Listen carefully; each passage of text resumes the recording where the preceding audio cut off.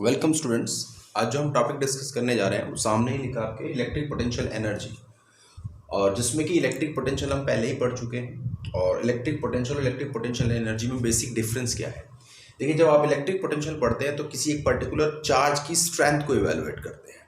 Clear कि उस charge individual charge के रेस्पेक्टिवली आसपास जो एक फील्ड डेवलप हुआ है उस वो कितना अपोजिंग टेंडेंसी है, या उस फील्ड में लाने के लिए कितना वर्क हमें करना पड़ेगा। ठीक है। और जिस चार्ज को हम लेके आते हैं उसको एक तरीके से उसका अपना इंडिविजुअल इफेक्ट नेग्लिजिबल होता है, इसीलिए हम उसको टेस्टिंग चार्ज लेते हैं। ठीक है।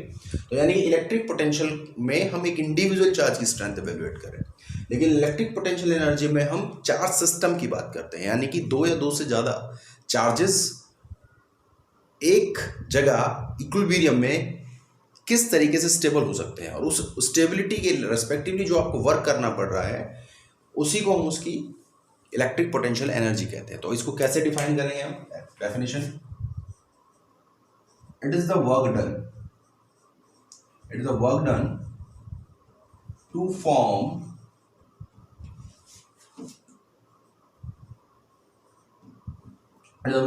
The charge system.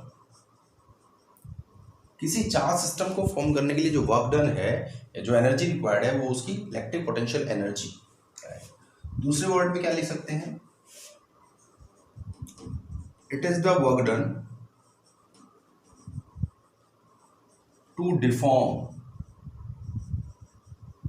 Deform the charge system.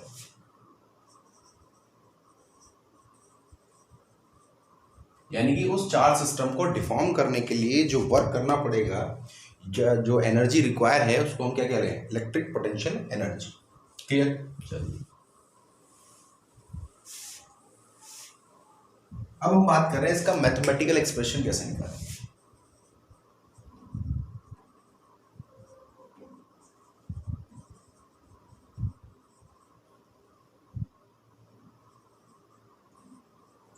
Mathematical expression जैसा डेफिनेशन में कहा गया कि वर्क डन है उस सिस्टम को फॉर्म करने के लिए, तो हमें क्या करना है? वर्क निकालना है। ठीक है। तो बेसिकली क्या किया हमने? पहले कोई चार्ज लिया Q1, उससे पहले वहां पर कोई चार्ज नहीं था, कोई फील्ड नहीं था, तो हमने कोई Q1 चार्ज लिया, वो प्लेस कर दिया। ठीक है। तो उस चार्ज को प्लेस करने में आपको कोई इलेक्ट्रिकल वर्क नहीं करना पड़ा। क्यों नहीं करना पड़ा? क्योंकि वहां पर कोई अपोजिंग फोर्स नहीं थी। Clear?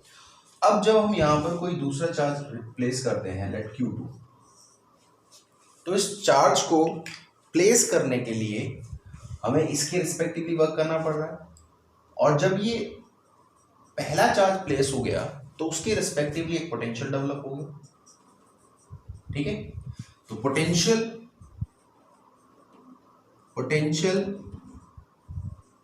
Due to Q1 charge, तो क्या होगा potential? V is equal to 1/4 epsilon naught Q1 upon R1, या R, क्योंकि हमने इनके बीच का जो डिस्टेंस है इस पर्टिकुलर पॉइंट पर R मान लिया, R1 मान लिया।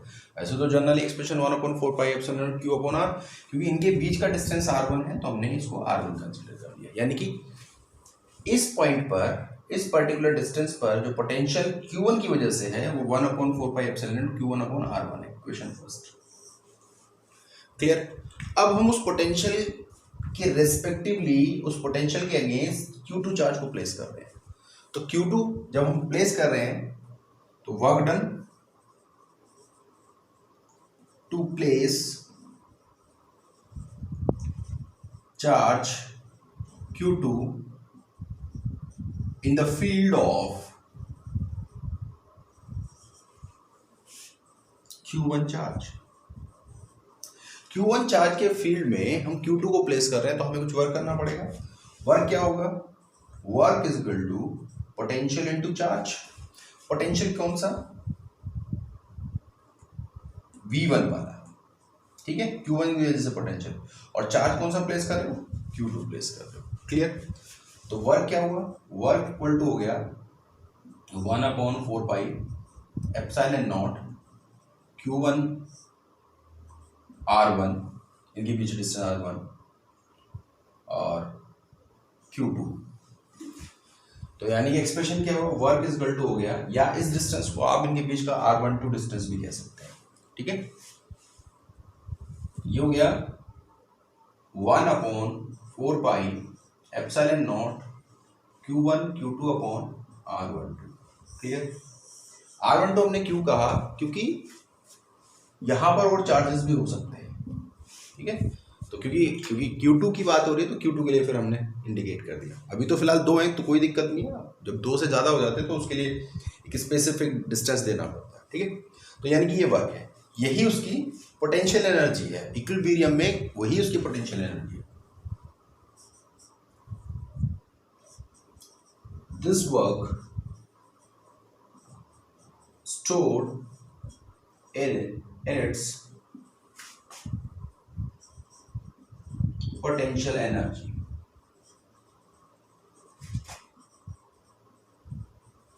Electric potential, electric potential energy in equilibrium, क्योंकि आप इक्विलिब्रियम में ही कैलकुलेट कर सकते हो। अगर इक्विलिब्रियम नहीं होगा, डिस्टर्ब होगा, तो आप उसको कैलकुलेट नहीं कर सकते। क्लियर। चलिए, तो ये 2 चार्जेस के बीच में पोटेंशियल एनर्जी हमने सिस्टम की कैलकुलेट कर दी। अगर 2 से ज़्यादा चार्जेस हैं,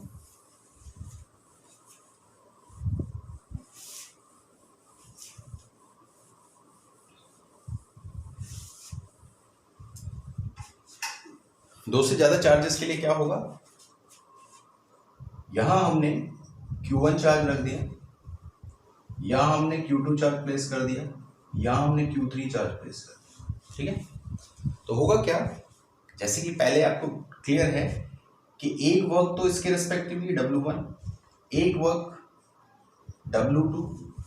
ठीक है, और W2 कैसे, जब पहले आपने ये चार्ज प्लेस किया तो W1 वर्क किया, जब आप दूसरा चार्ज लेके आए, ये वाला चार्ज लेके आए हो, क्योंकि ये नहीं है तब तक, तो जब तक ये नहीं है तो यानी कि केवल इसको इसके अगेंस्ट वर्क करना पड़ेगा, तो that is W2।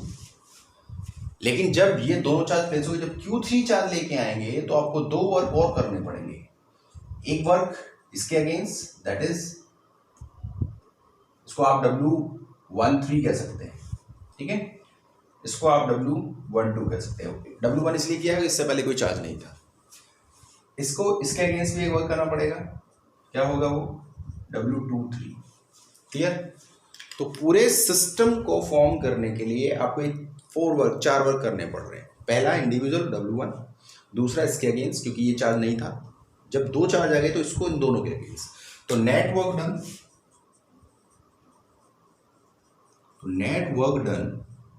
W is equal to W1 plus W12 plus W13 plus W23। Distance इनके बीच में R12 R13 R23। क्लियर। क्योंकि Q1 चार्ज जब कोई और चार्ज प्रेजेंट नहीं था तब हमने प्लेस किया, तो इसका मतलब W1 0, तो W is equal to 0 plus W12 plus W13 plus W23। तो वर्क अभी हमने एक्सप्रेशन निकाला था 1/4 एप्सिलॉन नॉट। जिन 2 चार्जों के बीच में बात हो रही है 1 2, that is 1 2 Q1 Q2, distance R12 plus 1/4 epsilon naught Q1 Q3 R13 plus 1/4 epsilon not Q2 Q3 R23। Clear. तो यानी कि अगर आप इसको कॉमन लें तो 1/4 epsilon naught Q1 Q2 R12 plus Q1 Q3 R13 plus Q2 Q3 R23। ठीक है, तो ये आपका एक्सप्रेशन आ गया, यही इसकी पोटेंशियल एनर्जी। क्लियर। अब ये सब करने की ज़रूरत नहीं है जब आपको क्वेश्चन करने होते हैं। तो क्वेश्चन में अगर वो 3-4 सिस्टम दे रखे हैं और बोला है कि इसकी पोटेंशियल एनर्जी बताइए, तो केवल हमें पेयर फॉर्म करना होता है। ध्यान से देखो, ये कॉमन है 1/4πε0, सभी में कॉमन आ जाएगा। पेयर कौन सा? फर्स्ट पेयर, देखिए ये हो गया, clear. Second pair Q1 Q3, ये हो गया पेयर, क्लियर। इसी तरीके से टर्म लिखते चले जाएंगे। तीसरा पेयर Q2 Q3, क्लियर, ये हो गया था। क्लियर हो गई बात। तो जितने पेयर इसमें बन सकते हैं वो सारे पेयर ऐड कर दिया हमने, चार्जेस का और डिस्टेंस का रेशो, दोनों के चार्जेस के मल्टीप्लिकेशन के रेशो, फिर बीच का जो डिस्टेंस उनका रेशो, इसी तरीके से पेयर फॉर्म होते जाएंगे और पोटेंशियल एनर्जी का एक्सप्रेशन आ जाएगा। क्लियर हो गई बात। चलिए अब अगर शॉर्ट में हम जल्दी से एक इसी के रिलेटेड प्रॉब्लम देख लेते हैं। जैसे अगर 4 चार्जेस हो, 4 चार्जेस के लिए क्या होगा?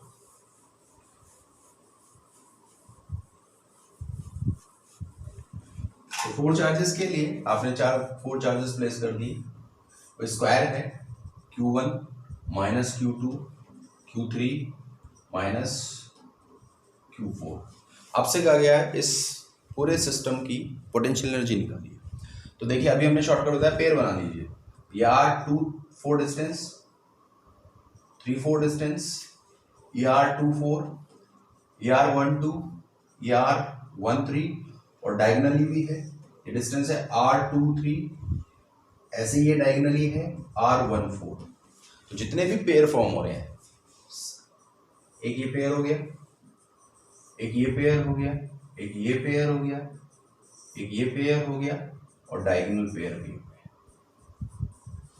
क्लियर। तो इस तरीके से टोटल पेयर देखिए तो potential energy is equal to क्या होगा? 1/4πε0 कॉमन, ठीक है।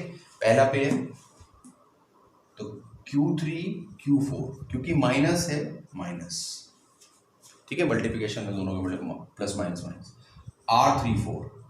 नेक्स्ट इसका पेयर देखिए, माइनस, ये भी माइनस, तो प्लस, यानी कि Q2 Q4 R2 4। नेक्स्ट ये वाले पे पेयर आ जाइए, plus minus minus, Q1 Q2 R1 2। Next पे आ जाइए, plus plus plus, Q1 Q3 R1 3। Clear. तो ये 4 तो हो गए आपके। अब 2 डायगोनल, तो Q3 Q माइनस है तो plus minus minus, Q3 Q2 distance R2 3, again plus minus minus, Q1 Q4 R1 4। Clear. तो ये आपका मैथमेटिकल एक्सप्रेशन आ गया। न्यूमेरिकल में भी वो वैल्यू दे देगा, आप पुट करेंगे, सॉल्व करने। क्लियर हो गई बात। चलिए अब अगर n चार्ज सिस्टम हो तो क्या करें? ये तो लिमिटेड थे, 4 चार्जेस थे। अगर n चार्जेस हो तो उसको कैसे सॉल्व करें, उसका एक्सप्रेशन क्या होगा?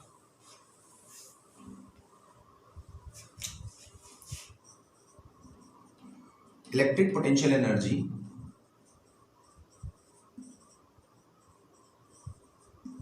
For n charge system, n charge system के लिए पोटेंशियल एनर्जी क्या है? देखिए इसको थोड़ा अलग से समझिए। अभी मैं के लिए इसका मैथमेटिकल एक्सप्रेशन लिखूंगा, U is equal to 1/2 into 1/4π ε0 summation I does not equal to J, I is equal to 1 से स्टार्ट होके, J इज इक्वल टू 1 से स्टार्ट होके, I is equal to up to N, J is equal to N तक, QI QJ RIJ। तो ये basically ये expression होता है n चार्ज सिस्टम के लिए। अब उसमें अलग अलग चार्जेस, ये सभी पे एप्लीकेबल होगा जहाँ 2 से ज़्यादा चार्जेस होंगे, ठीक है, 2 के लिए भी एप्लीकेबल हो जाएगा, ठीक है। तो आप ध्यान से देखिए कि 1/2 ये एक्सप्रेशन तो सब में आता था, लेकिन 1/2 इसमें एक्स्ट्रा है। तो कुछ ऐसे समझिए, n चार्ज सिस्टम में हम क्या करते हैं, इसमें पेयर बनाते हैं। जैसे एक सिंपल सा एग्जाम्पल लेते हैं, हमने कहा कि एक Q1 है, Q2 है, Q3 है, 3 चार्जेस तो ये हैं। या हम नंबर सिस्टम लेते हैं, जैसे 1 2 3 4 5 6, इनके बीच में हमें पेयरिंग करनी है। तो होगा क्या, जैसे पहला 1 की 4 के साथ, 1 की 1 को छोड़ दीजिए, सेल्फ के साथ पेयरिंग नहीं होगी, पोटेंशियल एनर्जी में इंडिविजुअल पेयरिंग नहीं बनती। खुद के साथ। तो ये 1 की पेयरिंग किसकी होगी, 1 2 का पेयर, 1 3 का पेयर, 1 4 का पेयर, 1 5 का पेयर, इसी तरीके 1 6 का पेयर। तो ये 1 की पेयरिंग हो गई। इसी तरीके से 2 की पेयरिंग, 2 1 का पेयर, 2 3 का पेयर, 2 4 का पेयर, 2 5 का पेयर और 2 6 का पेयर। इसी तरीके से 3 का 3 1, 3 2, 3 4, 3 5, 3 6। क्लियर। 4 का देखिए, 4 1, 4 2, 4 3, 4 5, 4 6। इसी तरीके से 5 का 5 1, 5 2, 5 3, 5 4, 5 6। नेक्स्ट 6 1, 6 2, 6 3, 6 4, 6 5। क्लियर। तो ये हमने पेयर बना दिए, क्योंकि हम पेयर से निकालना जानते हैं पोटेंशियल एनर्जी। लेकिन इसमें आप ध्यान से अगर देखेंगे आप, तो हर टर्म 2 बार रिपीट हो रही है, 2 बार हो रही है। जैसे दिस इज कॉमन, तो ऑल्सो कॉमन। ठीक, 1 3, अगेन 1 3, ठीक है, 1 4, अगेन 1 4, 1 5, अगेन 5 1। एक ही बात चार्जेस में, ये तो स्केलर क्वांटिटी है, 1 इंटू 2 करिए, 2 इंटू 1 करिए, रिजल्ट एक ही होगा। ये सेम यही बात, 1 6 अगेन, ठीक है। 2 3 में देखिए, 2 3 3 2, ये फिर कॉमन आ गया, 2 4 4 2। यानी कि ये नंबर जो पेयर बने हैं, ये क्या हो रहा है, ये एक पेयर 2 बार रिपीट हो गया। ठीक है। तो इसीलिए हमने क्या किया, इसीलिए हमने इसकी पोटेंशियल एनर्जी को हमने जो कैलकुलेट की है पेयर फॉर्म में, वो कितनी एनर्जी है, ट्वाइस है, दुगनी पोटेंशियल एनर्जी कैलकुलेट कर ली गलती से। तो इसीलिए हम यहाँ पर हाफ ले लेते हैं। क्लियर, समझ में आ गया क्यों हाफ आया। चलिए, तो इसी तरीके से हम याद रखेंगे एक्सप्रेशन। बस उसके बाद जितने भी चार्जेस हों वो रख दीजिए, सॉल्व कर दीजिए।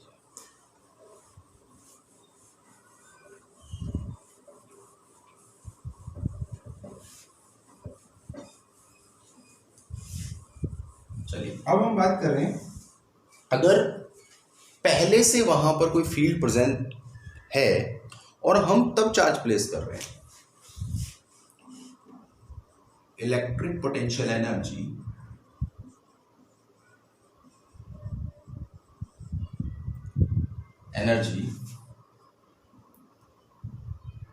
in presence of uniform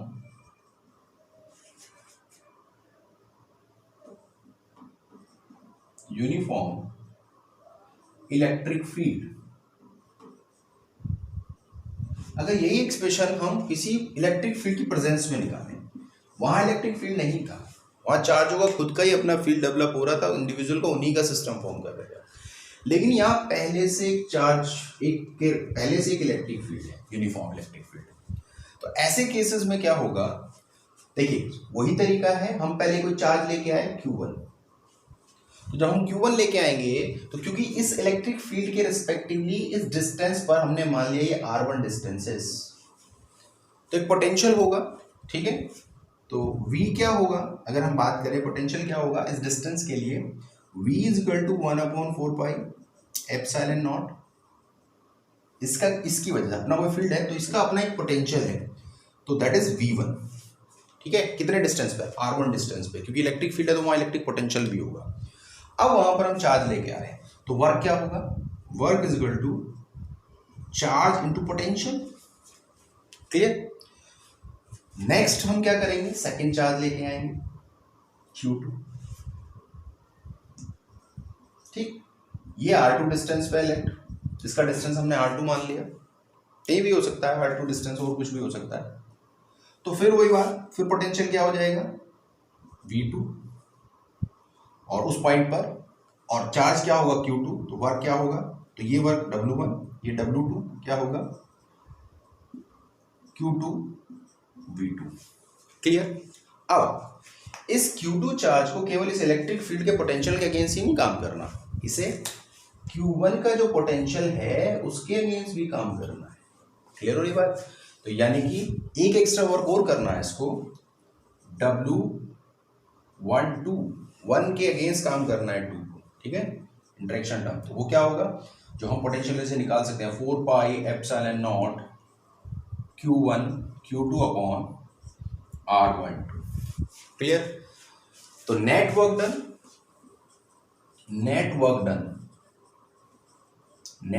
done to place Q1 and Q2 in uniform electric field. Uniform electric field place करने के लिए नेटवर्क डन क्या होगा, ये फर्स्ट है देन सेकंड, ठीक है। तो नेटवर्क डन क्या होगा, W नेटवर्क इक्वल टू होगा W1 plus W2 plus W12। Clear? तो ये वाली बात जरा यहां पुट कर दीजिए। तो W net V1 Q1 plus V2 Q2, clear, plus 1 upon 4 pi epsilon naught Q1 Q2 upon R12। यानी कि अगर ये this is the potential energy, इसको U कह देंगे, U is equal to V1 Q1 plus V2 Q2 plus 1 upon 4 pi epsilon naught Q1 Q2 upon R12। यानी कि अब यूनिफॉर्म इलेक्ट्रिक फील्ड के अंदर अगर आपने दो चार्जेस प्लेस किए हैं तो वहाँ पर जो नेट वर्क डन होगा वही उसकी इलेक्ट्रिक पोटेंशियल एनर्जी होगी, वो ये होगा। तो अगर हम यहाँ इलेक्ट्रिक फील्ड नहीं होता तो आपको पता है कि एब्सेंस ऑफ इलेक्ट्रिक फील्ड क्या करते हैं,